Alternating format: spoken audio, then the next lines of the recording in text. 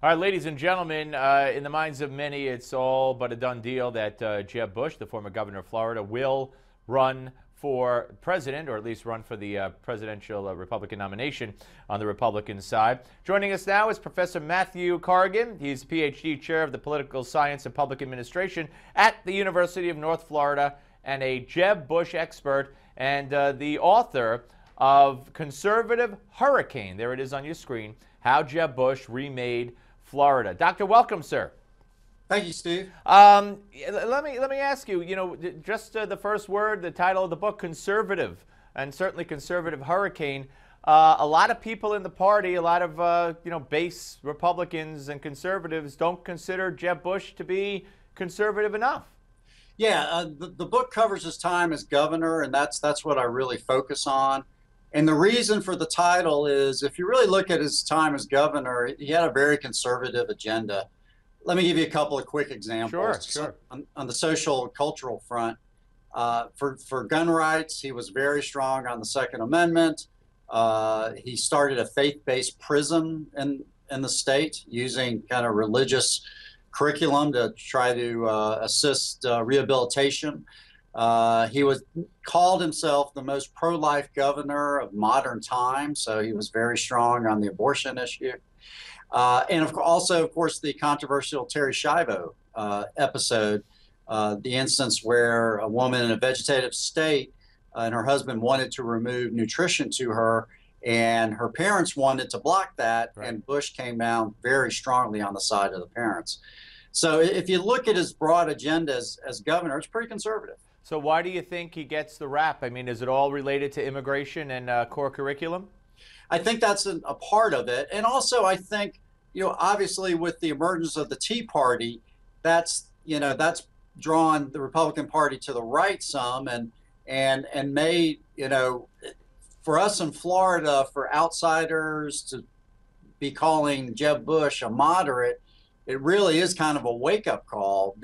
How much the party has moved, because again, when he was governor, he was really conservative, and even on the educational issue, most of the criticism when he was governor on that issue was really coming from the left, was coming from teachers unions, school administrators, and so forth. It really wasn't coming from the right. And what the Bush people are going to push back on this issue, and they are going to have to push back because I think it's a very dangerous issue for him in the primaries, is that the results of their policies or his policies really expanded school choice. Like 220,000 of our students here in Florida now go to charter schools, which are publicly funded schools, but are run by nonprofits and businesses. Right. And some of these reforms came out of that time. Let me ask you, Doctor, Mitt Romney. There's a lot of indication that Mitt Romney will throw his hat into the ring. How does that affect Jeb Bush? And I've also read some stories about the history between the Romneys and the Bushes. Yeah, Governor Bush did not come out strongly for Governor Romney, really, in the 2012 cycle. And I think the Romney people remember that. They also remember the criticism that Governor Bush has given to their campaign, both really during the campaign, but a lot more after the campaign. And so I don't think that's sat particularly well with them. So it would be a tough fight. On one way, it would obviously hurt in terms of donors, but Jeb Bush is going to be able to raise enough money. I mean, I don't think that's really an issue. It's just the fact of maybe New Hampshire being now a major stumbling block for Jeb Bush if Mitt Romney gets in. But there may be one positive impact. The Bushes obviously have been around the presidency a long time, and if Mitt Romney runs again, in a way he makes Jeb Bush look like the fresh alternative, and that's a really hard thing to do.